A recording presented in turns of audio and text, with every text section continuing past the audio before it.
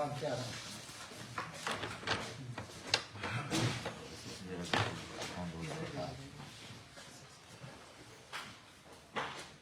Sir क्या कुछ कहेंगे आज प्रेस कॉन्फ्रेंस पर?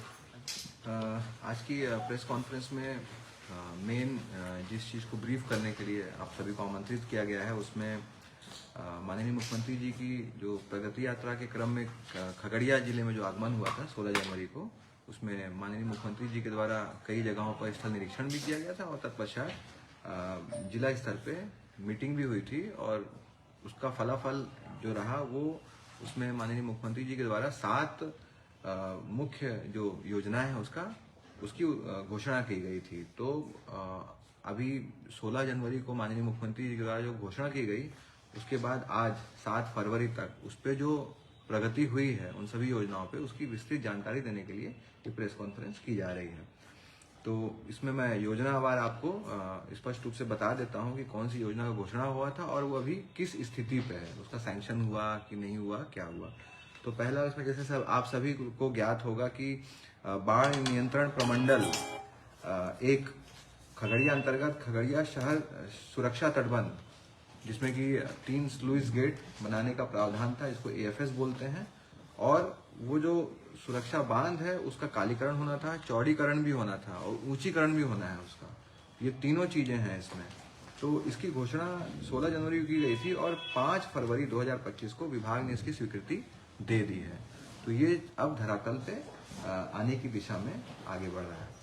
दूसरा, 63 करोड़ 81 लाख की लागत से अलौली प्रखंड में ही गढ़घाट है, रामपुर अलौली में बागमती नदी पर एक पुल के निर्माण की घोषणा भी की गई थी और 16 जनवरी को इसकी घोषणा हुई थी और 4 फरवरी 2025 को इसकी विभागीय स्वीकृति दी जा चुकी है।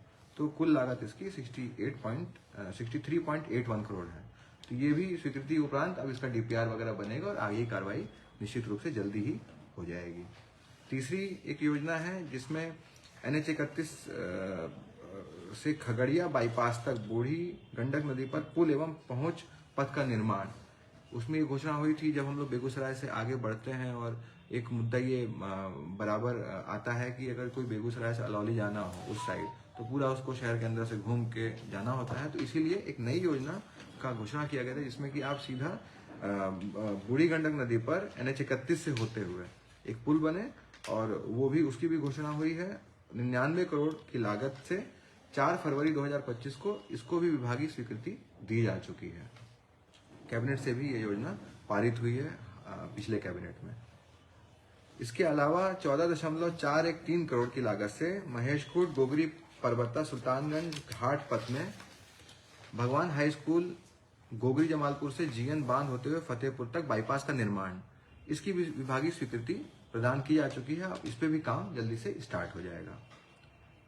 13.96 करोड़ की लागत से बेलदौर प्रखंड में इंग्लिश गांधी हाई स्कूल के मैदान में स्टेडियम का निर्माण, इसकी भी विभागीय स्वीकृति 4 फरवरी को दी जा चुकी है, अभी 3 दिन पहले, और इसमें भी निर्माण कार्य जल्दी चालू हो जाएगा और इससे उस अनुमंडल में मतलब गोगरी अनुमंडल में एक अच्छा खासा स्टेडियम बनेगा तो उससे खेल के दिशा में काफी अच्छा इम्प्रूवमेंट देखने को मिलेगा। इसके अलावा राजेंद्र चौक से बकरी बस स्टैंड के निकट रेलवे क्रॉसिंग तक पथ का निर्माण, ये बहुत पुराने समय से इसकी डिमांड हो रही थी, इसकी भी स्वीकृति दी जा चुकी है। इसका कुल जो लागत है वो 13.69 करोड़ है। तो इसमें विभागीय स्वीकृति दी जा चुकी है और जल्दी ही इस पे काम चालू हो जाएगा। इसके अलावा एक बड़ी योजना का घोषणा माननीय मुख्यमंत्री जी के द्वारा किया गया था 16 जनवरी को, जिसमें कि खगड़िया में मेडिकल कॉलेज एवं अस्पताल निर्माण। तो ये 460.56 करोड़ की लागत से बनेगा। इसमें भी कैबिनेट ने 4 फरवरी को स्वीकृति प्रदान कर दी है। तो इस प्रकार कुल जो 7 बड़ी योजनाएं, जो महत्वपूर्ण योजनाएं हैं खगड़िया जिले के लिए, जिसकी घोषणा माननीय मुख्यमंत्री जी ने की थी प्रगति यात्रा के क्रम में खगड़िया जिले में 16 जनवरी को, उन सभी पे कैबिनेट के द्वारा या विभाग के द्वारा स्वीकृति प्रदान की जा चुकी है और इस पे काम जल्दी से जल्दी चालू हो जाएगा। Thank you.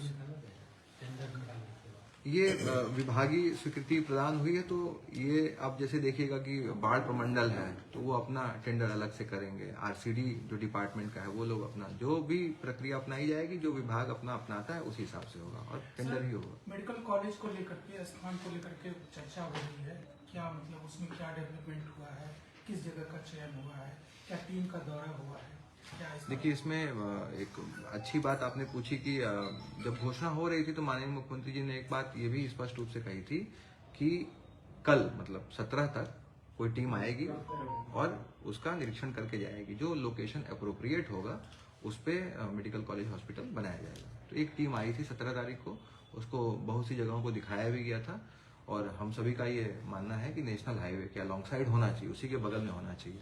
और दूसरा, जो नेशनल मेडिकल काउंसिल का एक गाइडलाइन भी होता है, वो कहता है कि 300 बेडेड हॉस्पिटल के कुछ ही दायरे में मेडिकल कॉलेज बनाया जाना उचित होता है। तो विभाग से चिट्ठी भी प्राप्त है, तो हम लोग जगह को चिन्हित करके सदर अस्पताल से मान के चला जाए कि 10 से 15 किलोमीटर के रेंज में ही कहीं पे जमीन चिन्हित करके हम लोग आगे की कार्रवाई करेंगे। और उसमें अगर कोई जगह वैसी सरकारी नहीं मिलती है तो उसको एक्वायर भी किया जाएगा।